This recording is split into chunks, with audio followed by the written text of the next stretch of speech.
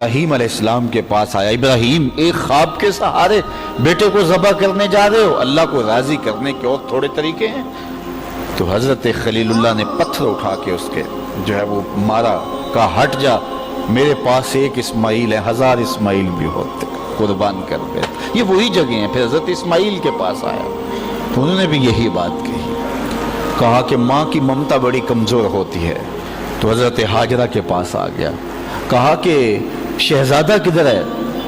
کہا دوست کی دعوت پہ ان کا باپ لے کے گیا ہے۔ کہا نہیں، دوست کی دعوت نہیں ہے، وہ تو ان کو ذبح کرنے لے جا رہا ہے۔ کہا کوئی سوچ کے بات کر، دعائیں مانگ مانگ کے لیا رب سے، اپنے ہاتھوں سے ذبح کر دے گا؟ دنیا کی تاریخ میں ایسا کبھی ہوا نہیں کسی باپ نے اپنے بیٹے کو ذبح کیا ہو اور بیٹا نافرمان ہو، تب بھی کبھی ایسا نہیں ہوا۔ یہ تو وہ بیٹا ہے کہ جس کی پیشانی میں اجالے رکھے ہوئے ہیں، جس کی چمکدار آنکھیں خیرہ کر دیتی ہیں، کیا اس بیٹے کو ذبح کرے گا؟ اور باپ بھی اتنا نرم دل، پھر مانگ مانگ کے لیا، مجبور ہو گیا، کہنے لگا کہ وہ اسے اللہ کا حکم کہتا ہے۔ تو حضرت ہاجرہ سلام اللہ علیہ نے کہا ظالم بھاگ جا، اگر اللہ کا حکم ہے میری گود میں ایک اسماعیل ہے، 1000 اسماعیل بھی ہوتے قربان کر دے۔ یہ انوکھی داستان تھی جو کائنات میں رقم ہونے جا رہی ہے۔ یہ کوئی افسانہ نہیں ہے، یہ امر واقعیہ ہے، یہ ہونے والی داستان ہے جس کی یادیں پورے عالم میں بکھری ہیں۔ کائنات میں ایسا انوکھا واقعہ ہے، ایسا البیلا واقعہ زمانے میں نہیں دیکھا ہوگا جو یہ واقعہ رقم ہونے جا رہا ہے۔ حضرت اسماعیل 13 سال کی عمر اور حضرت ابراہیم اپنے بیٹے کو ساتھ لیے جا رہے ہیں۔ راستے میں میٹھی میٹھی باتیں بھی ہو رہی ہیں۔ جب منا کی اس وادی میں پہنچے، آج حاجی جو ہے جب وہ رمی جمار کرتا ہے تو وہ کہتا مجھے فون پہ بتا دو کہ میرا جانور ذبح ہو گیا کہ نہیں ہو گیا۔ اس میں اتنی ہمت نہیں ہوتی کہ اس قربان گاہ پہ چل کے جائے۔ وہ کہتا ہے تھکن سے چور ہوں۔ اللہ اکبر، حاجی تجھ سے تو چل کے جائے نہیں جاتا، اور شریعت نے تجھے سہولت بھی دے دی، کوئی ضروری نہیں ہے کہ تو وہاں جائے۔ لیکن ذرا دیکھ وہ منظر کتنا دل آویز تھا۔ اگر حاجی کو کہا جاتا کہ بیٹا بھی ساتھ لے جانا ہے اور وہاں بیٹے کو ذبح نہیں کرنا، صرف گردن پہ چھری ہی رکھنی ہے، تو کلیجے کانپ جاتے۔ اللہ اکبر، رسم بھی ادا نہ ہو پاتی۔ لیکن یہاں ایک انوکھا واقعہ عملاً روح پذیر ہوا۔ فلما بلغ ماہ السعی، جب وہاں پہنچے تو کہا یا بنیا، اے میرے بیٹے۔ اللہ کتنا میٹھا اور دلاویز انداز تھا، اے میرے بیٹے، یا بنیا، یا بنی نہیں کہا، میرے بیٹے نہیں کہا، بیٹے نہیں کہا، یا بنیا، اے میرے بیٹے۔ اس میں اپنائیت کا جمال دیکھیے اور ٹپکتا ہوا شہد دیکھیے پیار کا۔ اے میرے بیٹے، میں نے خواب دیکھا ہے، انی اذبحک فانظر ماذا تری، کہ میں تمہیں ذبح کر رہا ہوں۔ فانظر ماذا تری، اب تو بتا تیری رائے کیا ہے؟ باپ نہ بتاتا ذبح کر لیتا، لیکن نے بیٹے کو شامل کیا۔ بتانا، میں نے یہ خواب دیکھا ہے اور نبی کا خواب بمنزلہ وحی ہے، اب تو بتا تیری رائے کیا ہے، مجھے بتائیے۔ باپ بیٹے کو کہے کہ میں تجھے ذبح کرنا چاہتا ہوں، اللہ اکبر۔ باپ اپنی مرضی سے بعض اوقات کسی بیٹے کی کسی خدمت کی وجہ سے اس کو تھوڑا سا زیادہ دے دے، یا اس سے شفقت کا رخ زیادہ ہو، یا اس کو کچھ ترجیح دے دے، تو دوسرے بیٹے ناراض ہو جاتے ہیں اور باپ کے خلاف جا کے اپنے چچاؤں سے اور دوسرے رشتہ داروں سے بات کرتے ہیں کہ ہمارا باپ ظالم ہو گیا ہے۔ یار اس کا روح سخن تھوڑا سا دوسرے بیٹے کی طرف ہوا تو جا کے شور کر دیا اولاد نے کہ میرا باپ ظالم ہو گیا ہے۔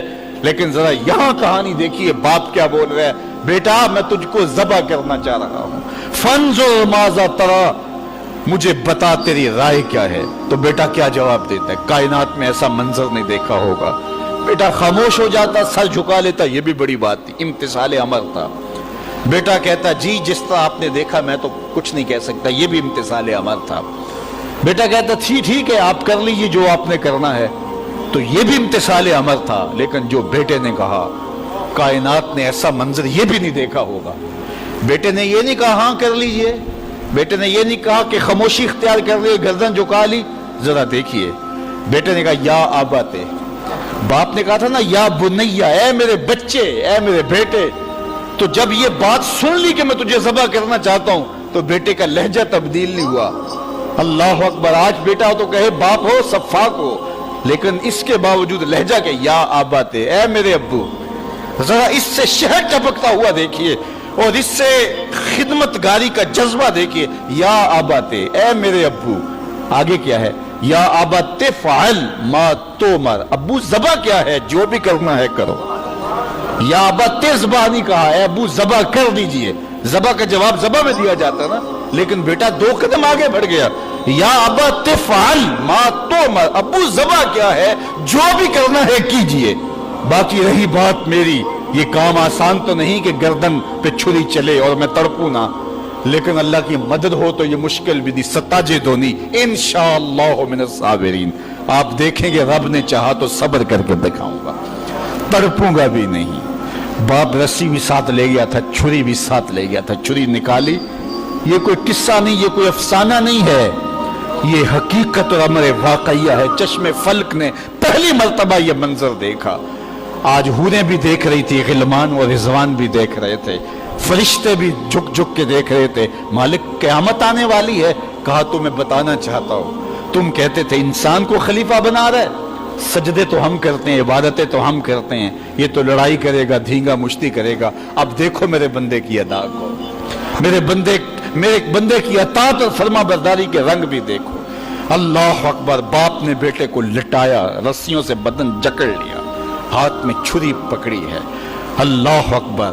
حضرت اسماعیل کو لٹایا. قرآن میں وہ باقاعدہ منظر نکاری کی ہے. فلما اسلما وتلہ للجبین، جب دونوں راضی ہو گئے. کس بات پہ راضی ہو گئے؟